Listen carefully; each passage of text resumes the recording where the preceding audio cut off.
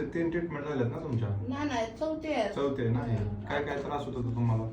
मनका दुखत होता बरं. नाही का असं अंग घालायचं पडल्यासारखं व्हायचं मागं पुढं बरं.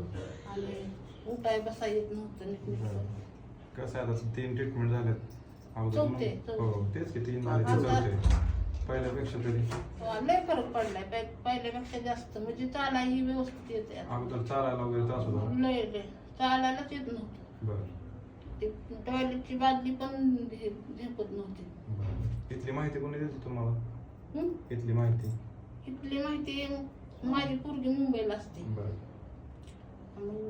कुणी तर तिच्या मैत्रिणीनं माहिती दिली. बरं. एक्सरे MRI काढलं होतं तुम्ही? काढलं होतं. गोळ्या औषधं पण हो, घेतलं? हो.